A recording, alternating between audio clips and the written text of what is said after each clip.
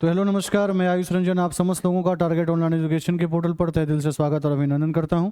उम्मीद करता हूं कि आप लोग स्वस्थ होंगे, दुरुस्त होंगे, अपने अपने स्वाध्याय में लीन होंगे और अपना अपना ख्याल भी रख रहे होंगे। जैसा कि आपको ज्ञात है कि एक कक्षा पहले मैंने घोषणा की थी कि अब से मेरी और आपकी मुलाकात NIOS ब्रिज कोर्स के संदर्भ में हिंदी के शिक्षण शास्त्र को लेकर हुआ करेगी। और अब तक इससे पहले कक्षा हो चुकी है। उम्मीद करता हूं कि आपने वो कक्षा देख ली होगी और आज हम और आप दूसरे प्रश्न को लेकर जो है वो उपस्थित हुए हैं। आज भी मेरे शिक्षण का तरीका वही होगा जो पुराने प्रश्न को लेकर था। हम और आप मिलकर सबसे पहले प्रश्न को देखेंगे, प्रश्न की मांग को समझेंगे, क्योंकि PDF पहले से ही हिंदी भाषा में ही लिखी गई है, क्योंकि हिंदी पेडागॉजी है, हिंदी शिक्षण शास्त्र है। तो बिल्कुल कूटबद्ध तरीके से, बिल्कुल सुनियोजित तरीके से PDF दिया गया है, जो कि PDF अपलोड भी कर दिया जाएगा। तो आप इस कक्षा को सुनने के बाद, देखने के बाद एक बार अगर आप PDF पढ़ लेंगे तो मेरा मानना है कि आपकी समझ जो है वो और ज़्यादा सुदृढ़ हो जाएगी और ज़्यादा व्यापक हो जाएगी और परीक्षा में आप इसका लाभ ले सकते हैं। तो जहाँ जहाँ आवश्यकता होगी आपके साथ संप्रत्यों के ऊपर बात करने की, वहाँ पर आपको अतिरिक्त जानकारियाँ देते हुए इस PDF का सफ़र हम तय करेंगे। तो आइए शुरू करते हैं आज की कक्षा को। सबसे पहले प्रश्न की स्थिति अवस्थिति पढ़ते हैं, प्रश्न की मांग को समझते हैं और फिर जो है वो आगे की कार्रवाई जो है वो देखी जाएगी। आइए, प्रश्न क्या कह रहा है? ध्वन्यात्मक जागरूकता, है ना, और अक्षर पहचान क्या है? उदाहरण सहित बताइए कि प्राथमिक कक्षाओं में शिक्षक इन दोनों कौशलों को विकसित करने के लिए कौन कौन सी गतिविधियां करा सकता है।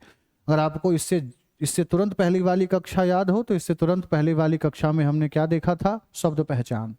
और शब्द पहचान की जब हमने बात की थी तो वहां पर भी जो एक गतिविधि थी वो ध्वन्यात्मक गतिविधि थी, याद होगा आपको। आज वो प्रश्न पूछा जा रहा है, वो तो गतिविधि थी, ध्वन्यात्मक गतिविधि, किसी ध्वनि को जोड़ना, किसी ध्वनि को तोड़ना, सरल से संयुक्त ध्वनि, संयुक्त ध्वनि से सरल ध्वनि, इसका सफर तय करना। आज उसी चीज को पूछ रहा है कि हमें यह बताइए कि ध्वन्यात्मक जागरूकता क्या है। पहली बात तो यह बताइए और दूसरी चीज यह बताइए कि अक्षर पहचान क्या है। पहले तो इन दोनों चीज की बात कीजिए और फिर बात कीजिए कि इन दोनों के संवर्धन के लिए शिक्षक कौन कौन सी गतिविधियां करवा सकता है। तो आइए बात शुरू करते हैं। मैंने कहा ध्वन्यात्मक जागरूकता,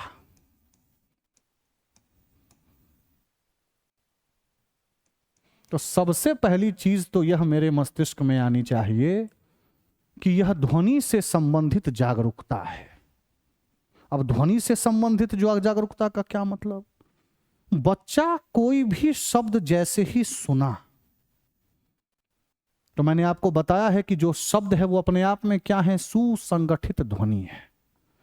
तो बच्चा जैसे ही किसी शब्द को सुना, बच्चे के अंदर वह कौशल आ गया कि बच्चे ने उस ध्वनि को, शब्द को सुनने के उपरांत उस ध्वनि की पहचान कर ली। उस ध्वनि में कितने खंड हैं इसकी पहचान कर ली, कितनी मात्राएं आ रही हैं उस ध्वनि में, किसी प्रकार की तुकबंदी है या नहीं, इसकी पहचान कर ली। तो बच्चे के अंदर जब इन समस्त चीजों को पहचानने की सामर्थ्यता आ जाए तो इसी चीज को कहते हैं ध्वन्यात्मक जागरूकता का आ जाना। मतलब किसी शब्द को सुनने के उपरांत उसमें निहित ध्वनि की पहचान करना। ध्वनि की पहचान का क्या मतलब है? बच्चे ने सुना आम, बच्चे को पता चल जाए कि इसकी बात की जा रही है। बच्चे ने जैसे ही सुना राम, बच्चे को पता चल जाए इसकी बात की जा रही है। ध्वनि की पहचान। और क्या? उस ध्वनि में कितने खंड हैं? जल, कल, पल, बल। इन ध्वनियों को सुनने के उपरांत बच्चे को यह पता चले कि इसमें कितने खंड हैं। ज, ल, 2 खंड, खंड की पहचान। सड़क, नमस्ते, 3 खंड की पहचान।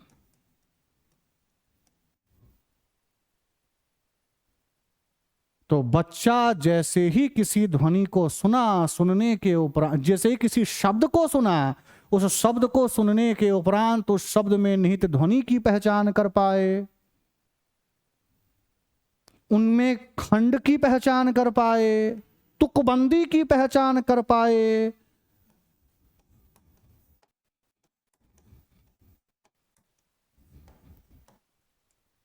तुकबंदी।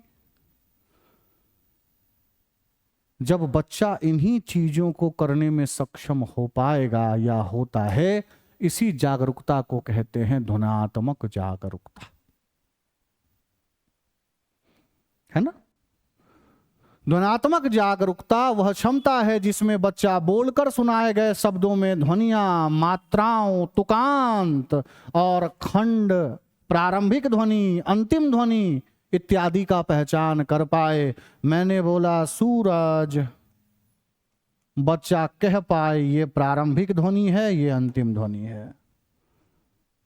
मैंने कहा जल, बच्चा कह पाए कि ये प्रारंभिक ध्वनि है, ये अंतिम ध्वनि है। और जब बच्चा इन समस्त चीजों को कर पाएगा तो कहा जाएगा कि बच्चे के अंदर ध्वन्यात्मक जागरूकता आ गई है।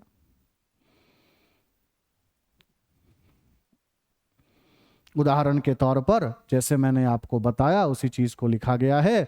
बच्चा पहचान सके कि राम शब्द में रा, म 2 ध्वनियों का खंड है, या कला और गला ये दोनों के दोनों क्या हैं, तो तुकबंद शब्द है। इसी को कहते हैं ध्वन्यात्मक जागरूकता। दूसरा प्रश्न क्या था खंड का? अक्षर पहचान क्या है? अक्षर, आपको याद होगा पिछले कक्षा में हमने एक चीज की बात की थी,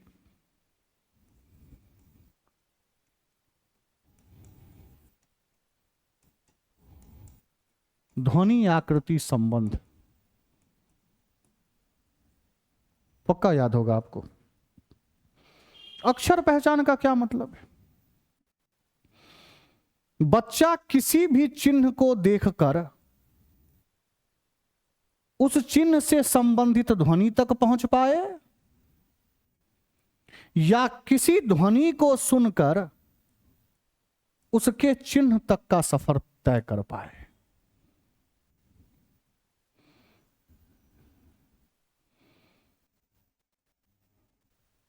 आकृति, ध्वनि।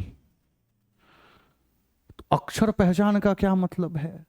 बच्चे के द्वारा दिए गए किसी अक्षर के आकृति, उससे संबंधित ध्वनि, इनकी पहचान। जिस दिन बच्चा यह समझ गया कि इस आकृति को यह बोलते हैं, इस आकृति को, इस ध्वनि को ऐसे लिखते हैं, मतलब बच्चे के अंदर अक्षर पहचान की स्थिति आ गई। यही अक्षर पहचान है ना। अक्षर पहचान वह क्षमता है जिसमें बच्चा अक्षरों के रूप को, आकृति को, नाम को और ध्वनि को पहचानता है और उन्हें सही शब्दों से जोड़ पाता है। और आपको पुराने कक्षा में भी मैंने बात की थी, जब कभी भी किसी भी भाषा के अधिगम की बात की जाएगी, उस भाषा के अधिगम में शब्द पहचान एक प्रमुख कौशल है। और शब्द पहचान तभी संभव है जब बच्चे के अंदर अक्षर को लेकर पहचान स्पष्ट है, क्योंकि शब्द किससे बनेंगे? अक्षर से। अब सवाल है कि कौन कौन सी गतिविधियां कराई जा सकती हैं। तो अभी आपने जो कहा है उसी पर आधारित गतिविधि करवा दीजिए। आपने कहा कि ध्वन्यात्मक जागरूकता का मतलब है बच्चा किसी शब्द को सुनते या सुनने के उपरांत उस शब्द के खंड, यानी कि उस ध्वनि के खंड, उस ध्वनि के तुकांत, है ना, इत्यादियों से परिचित हो। तो अब बच्चों को जागरूक करना है तो बच्चों को तुकांत शब्दों का खेल करवा दीजिए। बच्चों को कहिए, लो एक शब्द दिया मैंने, घर, अब जरा इस पर तुकबंदी करो, इसी उच्चारण शैली के शब्द को बोलो। बच्चे ने कहा डर पर सर। बच्चे को आपने कहा जल, अब बोला इस पर तुकांत शब्दों का चयन करो या तुकांत शब्द बोलो, कल, पल, बल।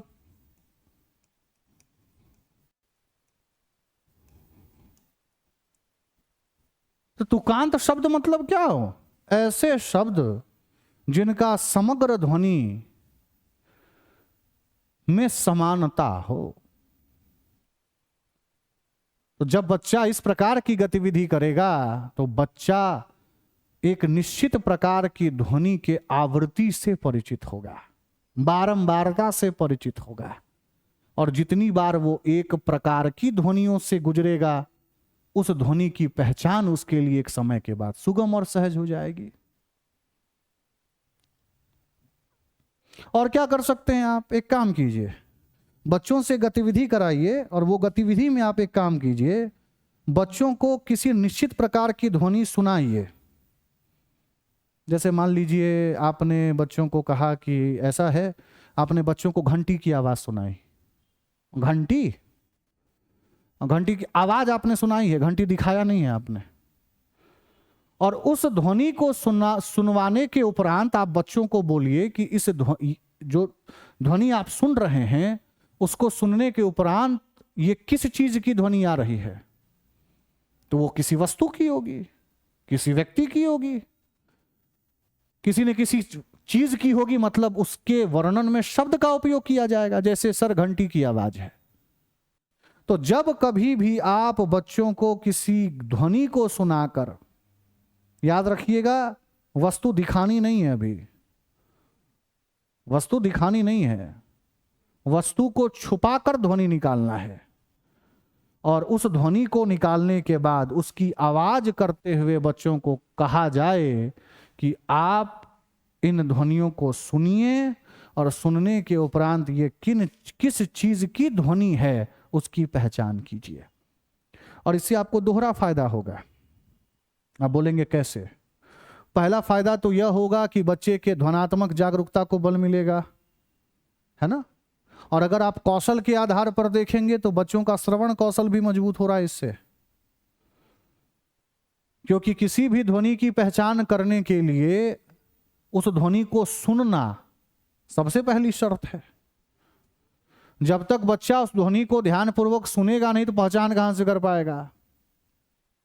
तो पहचान तो एक प्रकार का आउटपुट है, पहचान तो उस क्रिया को करने के बाद की जाएगी ना, और वो क्रिया क्या है? तो श्रवण की क्रिया। तो इस एक निश्चित गतिविधि से बच्चों के श्रवण कौशल में भी इजाफा होगा। तीसरी चीज आप क्या कर सकते हैं? आपने अभी खुद बताया कि ध्वनात्मक जागरूकता का मतलब यह भी है कि किसी शब्द को सुनने के बाद उस शब्द में जो ध्वनि है उस ध्वनि के खंड की जानकारी बच्चों को हो। तो एक काम कीजिए, शब्द के खंडों की जागरूकता करवाने के लिए एक क्रियाकलाप करवा दीजिए, गतिविधि करवा दीजिए। बच्चे को बोलिए कि मैं आपके समक्ष कुछ शब्द बोलूंगा, उन शब्द को बोलने के बाद आपको उस ध्वनि में जितने खंड लगे, है ना, जितने खंड आपको लगे कि इसमें 2 खंड हैं तो 2 बार ताली बजा दीजिए, 3 खंड हैं तो 3 बार ताली बजा दीजिए, 4 खंड हैं तो 4 बार ताली बजा दीजिए। अब जैसे ही आपने बोला किताब, तो आप उम्मीद करेंगे कि बच्चे 3 बार ताली बजाएं। जैसे ही आपने बोला जल, ताली की मात्रा में कमी आ जाएगी, 2 ताली आ जाएगी। जैसे ही आपने बोला सुप्रभात, सुप्रभात, 3 खंड आ जाएगा, है ना। और उसी प्रकार से जैसे ही आपने बोला फल, फल, फल, 2 खंड आ जाएगा। तो खंड पर आधारित क्या करवाना? ताली बजवाना, जिसको क्या कहा जाता है? शब्द खंडन। तो खैर प्रक्रिया हो गई, और इस खंडन में आपको किसका सहयोग लेना है? ताली का, है ना। शब्द बोलकर बच्चे उतनी बार ताली बजाएं जैसे किताब 3 बार बजाएं। इससे शब्द को ध्वनि खंडों में विभाजित करने की क्षमता विकसित होती है। और क्या बोलिए, जो ध्वनात्मक जागरूकता के परिभाषा से ही गतिविधि निकल रही है। हमने कहा ध्वनात्मक जागरूकता का मतलब है किसी शब्द को सुनने के उपरांत जो ध्वनि निकली है उस ध्वनि की पहचान की जा सके। हमने कहा कि उस ध्वनि में जितने खंड हैं उसकी पहचान की जा सके। हमने कहा कि उस ध्वनि में जो प्रारंभिक और अंतिम ध्वनि आ रही है उसकी पहचान की जा सके। तो जब ध्वनात्मक जागरूकता में ये सब करवानी है तो इन्हीं सब पर आधारित आपको गतिविधि करवानी है। अब आपने कहा कि बच्चों को प्रारंभिक और अंतिम ध्वनि की जानकारी हो, तो गतिविधि करवा दीजिए ना। बच्चों को बोलिए कि हम आपके समक्ष शब्द देने जा रहे हैं और आपको इन ध्वनियों को सुनने के उपरांत बताना है कि इस शब्द में प्रारंभिक ध्वनि और अंतिम ध्वनि कौन सी है। अब आप बोलिए सूरज,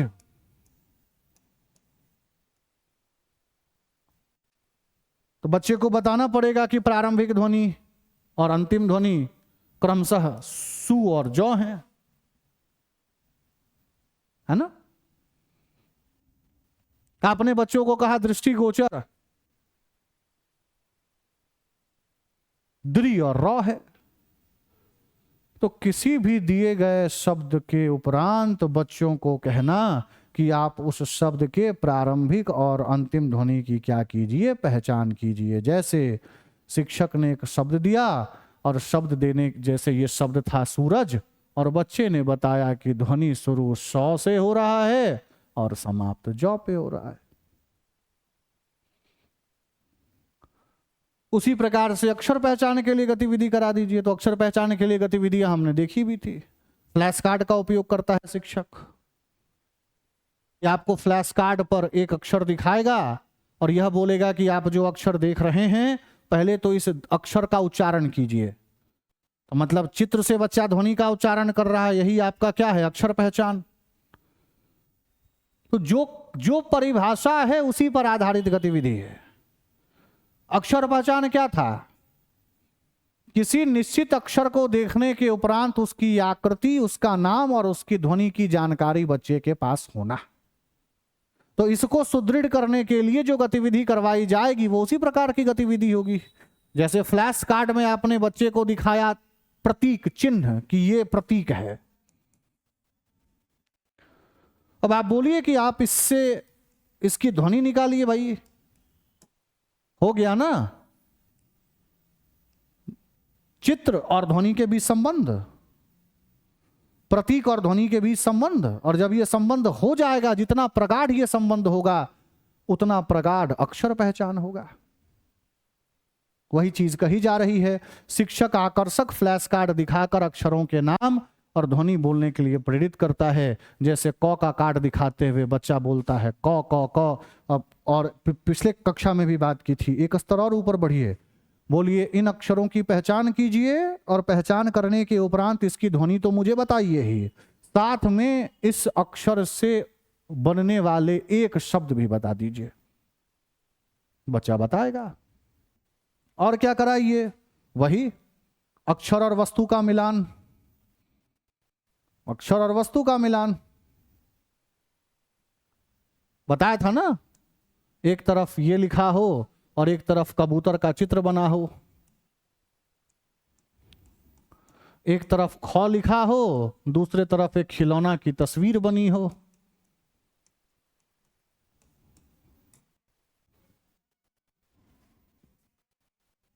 है ना। और क्या, कक्षा में जितनी भी प्रकार की वस्तुएं उपलब्ध हैं उन वस्तुओं के ऊपर आप एक नाम पट्टी चिपका दीजिए, या बच्चों को कहिए कि बच्चे उन चीजों को पहचानेंगे। संदर्भ प्रदान कीजिए। तो जैसे ही आप कक्षा में प्रयोग होने वाले जो भी वस्तु हैं उनसे संबंधित आप शब्द का उच्चारण करवाएंगे तो साधारण सी बात है, शाब्दिक पहचान दुरुस्त और मजबूत तभी होगी जब अक्षर के स्तर पर जागरूकता स्पष्ट है। साधारण सी बात। तो आपने शाब्दिक पहचान करवाने के लिए भी जो जो गतिविधियां करवाई थी, आप वो गतिविधियां यहां पर लिख सकते हैं जो हमने पिछली कक्षा में बात की थी।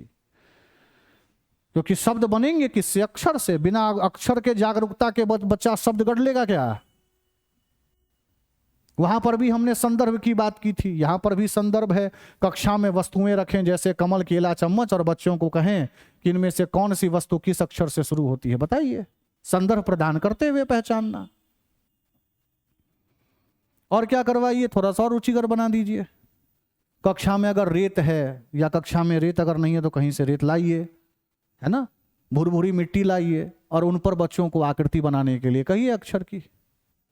देखते होंगे आप समुद्र के किनारे जो लोग जाते हैं वो बालू के ऊपर लिखते हैं। तो चूंकि यह एक प्रकार का क्रियाकलाप, एक प्रकार की गतिविधि हो जाएगी जो कि रोचक है, तो बच्चा उसमें बिल्कुल रुचि लेगा। परंपरागत तरीके से बच्चा लेखन का कार्य किस पर करता है, कॉपी पर। यहां पर बच्चा लिखने का, आपने बोला हवा में लिखो क, कहां पर लिखना है आपने वो जगह परिवर्तित कर दिया। हवा में आकृति बनाओ, बालू पर आकृति बनाओ, रेत पर आकृति बनाओ, मिट्टी पर आकृति बनाओ, है ना। इसका मतलब बच्चों को रेत में जैसे अक्षर लिखवाना, इससे होगा क्या, अक्षर पहचान मजबूत होगा। और दूसरी बात, स्पर्श, टच, स्पर्श संबंधी कौशल का भी विकास होगा। आपने अगर अक्षर पहचान समझ लिया तो गतिविधि उसी की हिसाब से होगी, है ना। अब जैसे ये गतिविधि है, चित्र अक्षर पुस्तिका बनवाना। बच्चों को कहिए कि आप लोग अपने अपने पास एक व्यक्तिगत तौर पर कॉपी बनाइए, और आपको करना यह है कि प्रत्येक अक्षर से शुरू होने वाले जो शब्द हैं वो उस पुस्तिका में सजा के लिखने हैं। कुल मिलाकर गतिविधि ऐसे कीजिए जिसमें बच्चा व्यस्त हो और रुचि के साथ व्यस्त हो। अब सोचिए, बच्चा घर गया, घर जाकर उसने कहा कि शिक्षक ने मुझे क्या कहा है, तो शिक्षक ने मुझे कहा है कि भैया आपको एक कॉपी बनानी है जिस कॉपी में आपको इस अक्षर से शुरू होने वाले शब्द की सूची बनानी है। अब वो बच्चा बना रहा है क से कमल, क से किताब, ग से गाड़ी, ग से गमला। व्यस्त कर रहे हैं आप बच्चों को, रुचि प्रदान करते हुए, संदर्भ प्रदान करते हुए। अधिगम सक्रिय होगा, अस्थायी होगा। और अंत में फिर निष्कर्ष क्या है, ध्वन्यात्मक जागरूकता और अक्षर पहचान दोनों ही प्रारंभिक साक्षरता की नींव हैं, ठीक वैसे ही जैसे शब्द पहचान था। और शिक्षक यदि विविध यानी कि अलग अलग प्रकार के खेल आधारित और बच्चों की रुचि के अनुसार गतिविधियां कराए तो पढ़ना, लिखना और सीखने की प्रक्रिया वही सरल होगी, रोचक होगी, प्रभावी होगी, है ना, दीर्घकालिक होगी, अर्थपूर्ण होगी, बाल केंद्रित होगी। अब ये कुछ शब्द ऐसे हैं जिनको जोड़ते हुए चलिए। ठीक है, तो यह था हिंदी शिक्षण शास्त्र का द्वितीय प्रश्न जो मैंने आपके साथ साझा किया।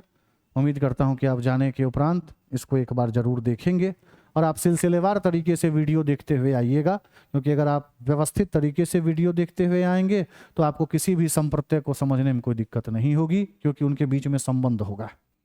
ठीक, इसी एक निर्देश के साथ, इसी एक आग्रह के साथ आज की कक्षा को समाप्त करता हूं। फिर अगली बार उपस्थित होऊंगा अगले प्रश्न को लेकर। तब तक इजाजत दीजिए। बहुत बहुत धन्यवाद, बहुत बहुत धन्यवाद।